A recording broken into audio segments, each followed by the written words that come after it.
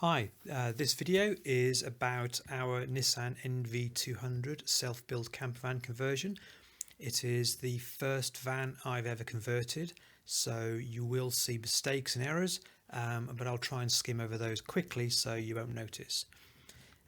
Also, bear in mind this is our van, our conversion for us, and what we've done may not necessarily be suitable for everybody.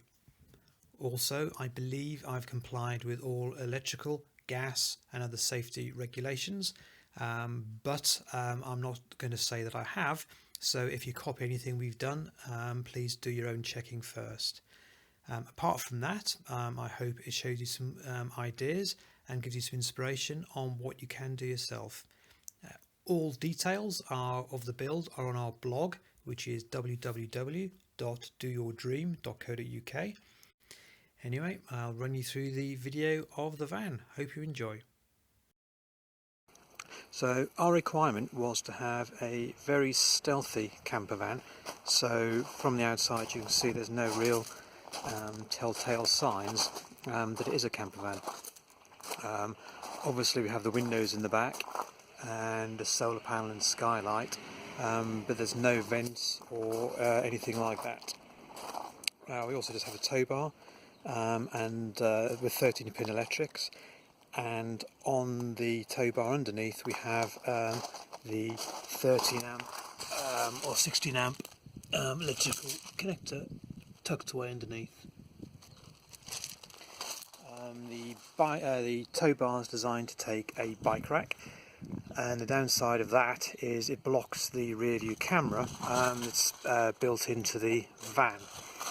So we actually have a switch here on the inside of the conversion, which disables the internal camera and enables a wireless receiver, and there's a wireless video camera connected to the bike rack, so we can still see behind. So this is the inside. It's a NV200 Tecna, which is the sort of top model in the NV200 range. Comes with pretty much everything a car has. So we have Bluetooth, cruise control, speed limiter, stability program, air conditioning, and we also have full built-in stereo system that does Bluetooth audio, iPod connectivity, and also links into the rear view camera, or cameras in our case. The only other changes we made in the front are the passenger seat, which does rotate. We have a lever here and that rotates. We've had to use a VWT4 swivel plate and make some slight modifications. And also in the middle, we'll show you this later, this is a sort of coffee table thing, but actually underneath that we have the diesel heater, because there's nowhere else to put it. So the cab has been pretty much not modified too much. We do have a light for when the seat's swiveled, and the curtain rail, and also that curtain rail blocks out the cab, so for wild camping it's perfect, so we'll show you that later. You can see inside now we have the passenger seat rotated round, and underneath we have the diesel heater, and to the right of that a little cupboard which is just for loo roll and some chemical wipes, and we have a 240 volt socket. The bulge here under the passenger seat is that's where the waste pipe runs to go into the underslung water tank. In behind the driver's seat, obviously the curtain goes there, but there's also room for things like the ramps, the water container, and sort of all your campsite gear, your electrical hookup cable and that sort of thing. The rest of the van, we have the side windows. They were put in there from Van Pimps, and they both open, and as you can see from the outside they are tinted, so you can actually be in here without being seen. The rear windows, we have two. They were put in by Nissan on the build, because that gives us the rear wash wipe and heated windscreen. The only other option we had was the passenger seat and a mesh bulkhead, because the passenger seat goes flat. So if you wanted it as a table, it does go flat.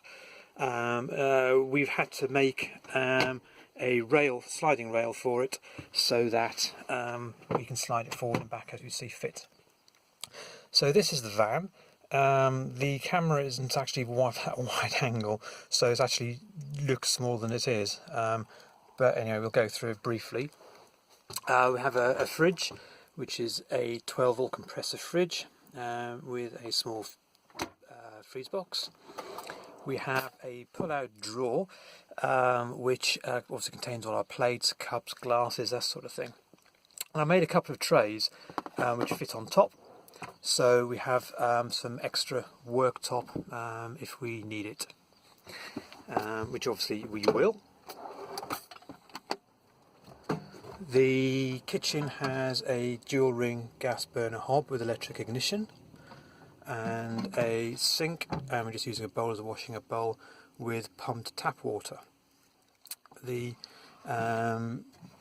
water comes from a 30 litre-ish onboard water tank, that's actually mounted underneath just above the rear axle. So that's yeah, very, very tight tolerances, but it hasn't been hit yet.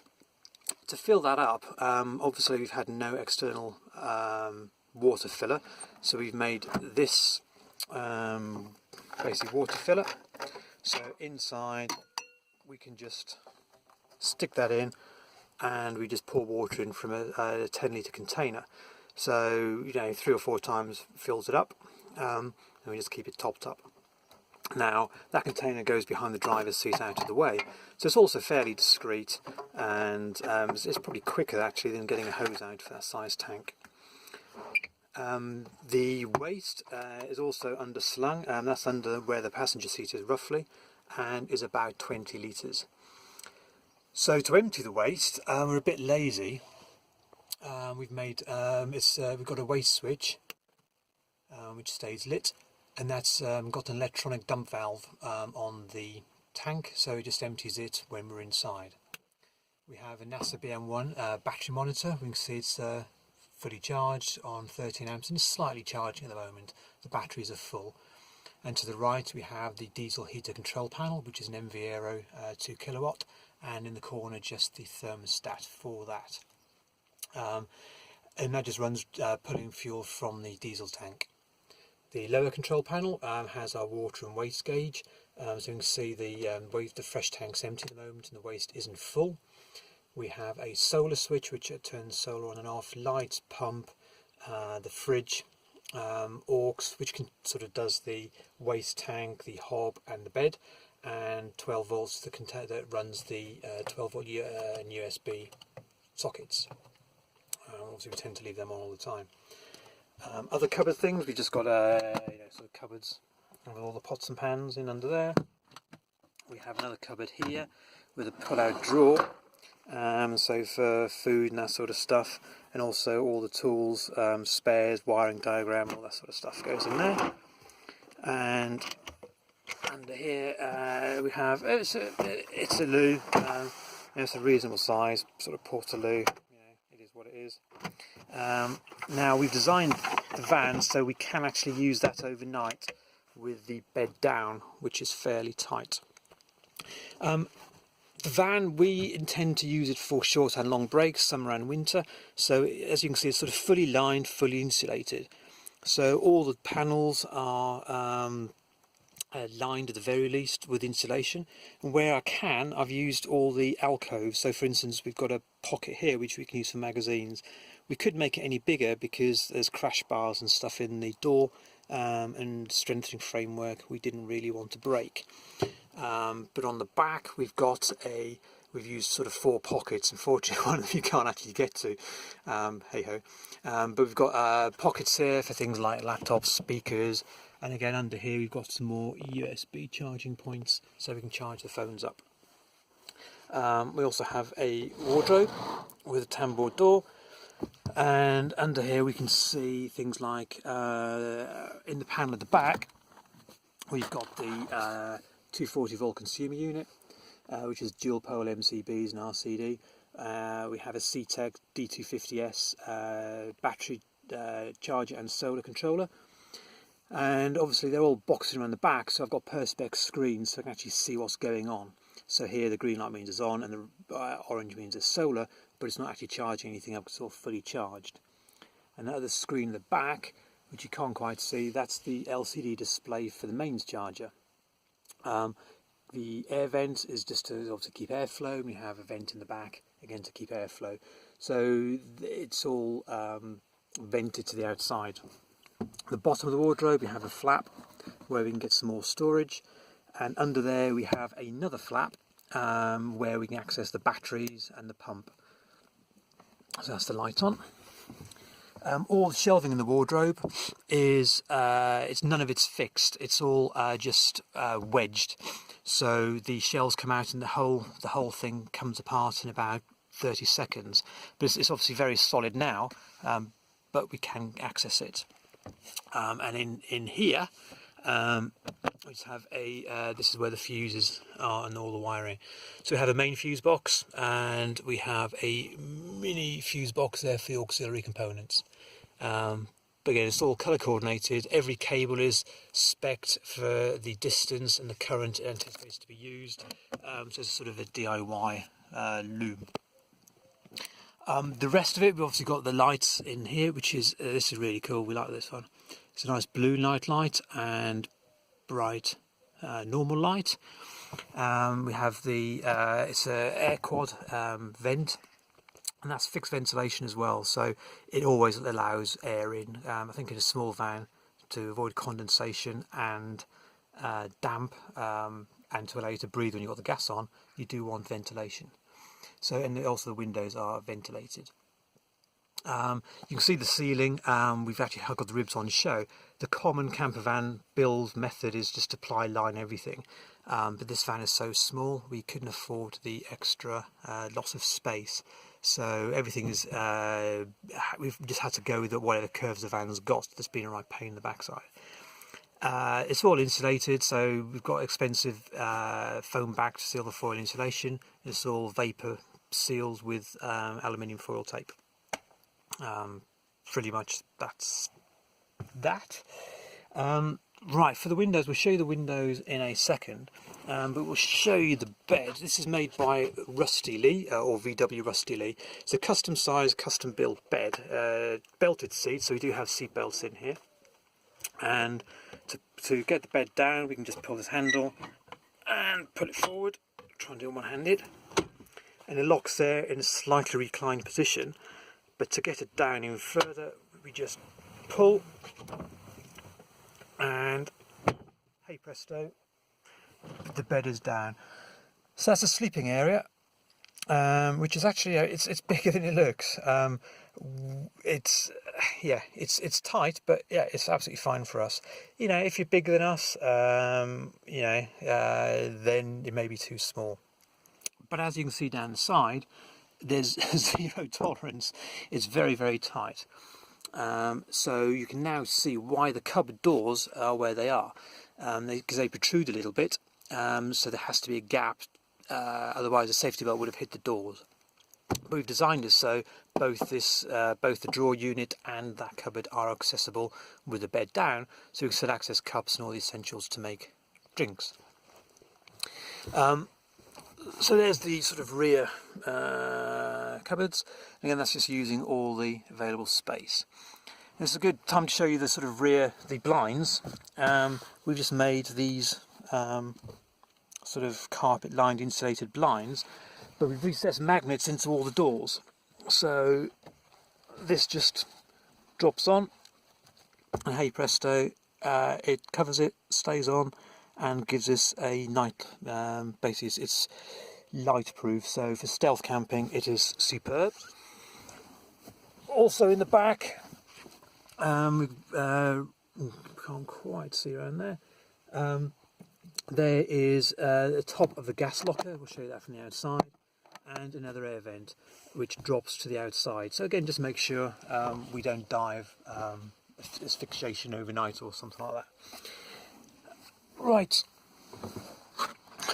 now the pain in the backside, to put the bed up we have to lean in, grab under here and lift up, which you have to do with your back bent, and it's actually quite difficult. When I say difficult, I mean it's easy, but you could do your back in. So I've automated it. So I have a switch under here, and I can press that switch, and as you can see, not touching it. Oh.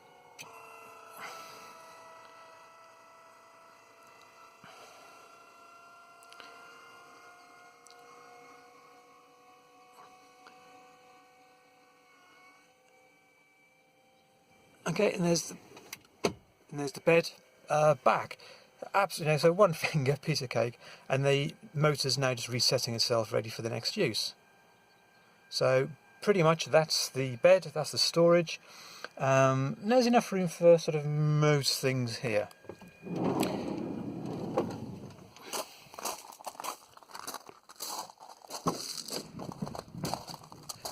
Okay, and round the back,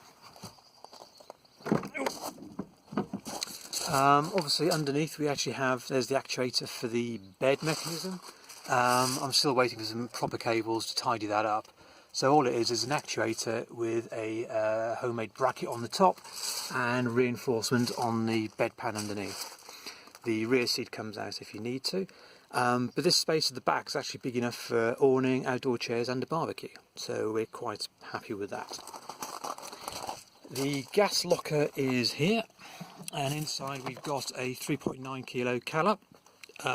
It's strapped in line with regulation, but also we've just ratchet tied it to a load mounting point.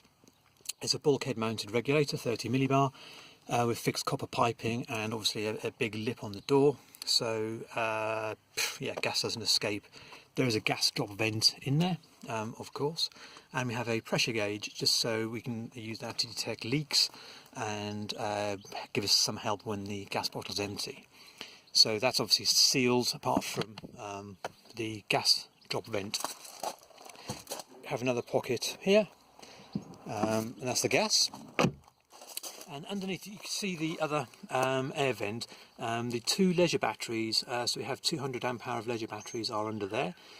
And it's a bit of a cheat, that gas vent is the plastic vent is needed to allow the breather pipes to actually come out, because the batteries would touch the wood, so cutting a big hole meant I could actually vent the batteries, which got to go on a pipe outside.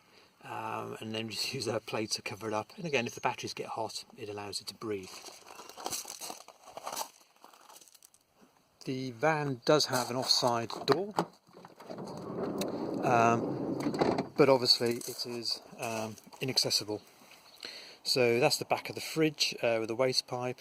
Yeah, not really much we can do about that. And all the pipe work, electrics, all in protective covering just in case. So we do have gas stop vent taps, so I say the appliance if needed, well there's only the one appliance so it doesn't really matter. And we do have a gas drop vent under the fridge which covers the hob if there's any gas leak, and also helps keep the fridge compressor cool.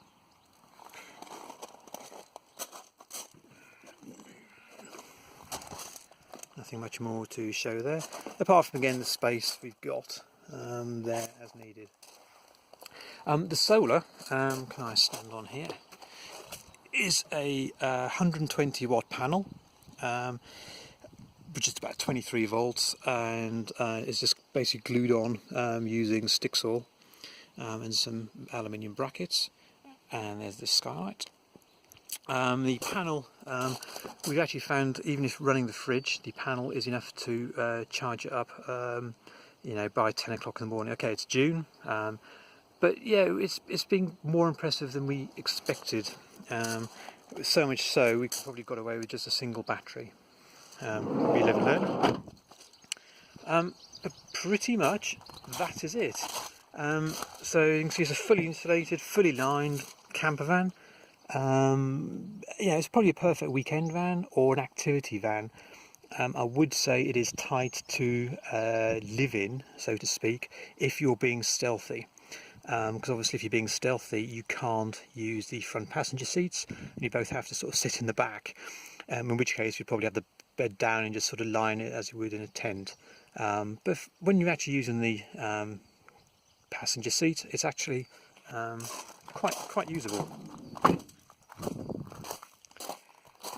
And the final thing, just to show, the curtains are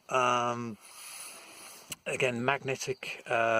We've recessed magnets into the bodywork, so again it just seals. There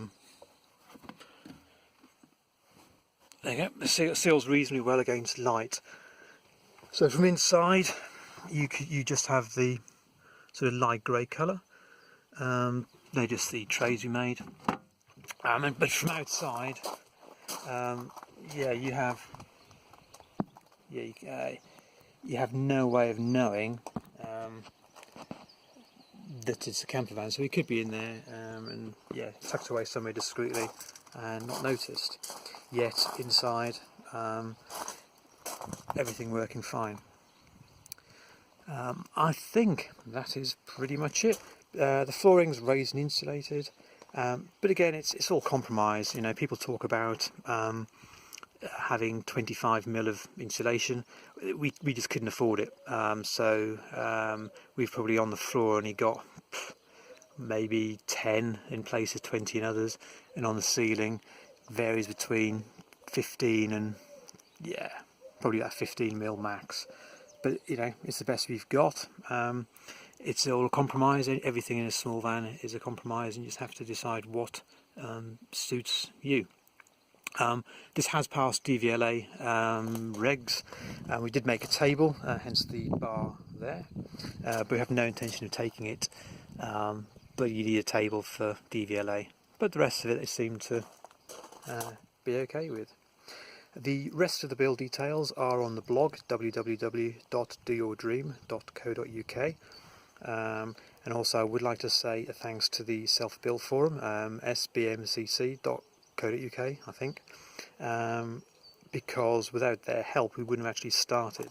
And we've asked lots of questions, got some very good advice, got some advice to be ignored, because obviously every van is different and everyone has different requirements, but they were very helpful, and yeah, gave us the confidence to do it. So the build time, 3 months. We bought the van in March, brand new, and started cutting holes in it within a couple of days, and sort of got it registered beginning of July. For a conversion vehicle, if you're slightly built, yeah, it'll work, and works really well. It will work as a normal car, which was our main criteria. We didn't want a van as a van, we wanted it as a day-to-day car. It still does 55-ish to the gallon on diesel.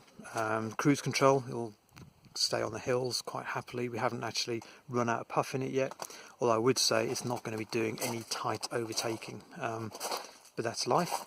A little dash cam tucked away in there just in case anyone drives into us, namely Belgians. But yeah, that's it, finished, job done. Now it's time to enjoy it. I hope this has given you some ideas on what you can and can't do, and yeah, hope someone's stolen some of the ideas from us. Bye.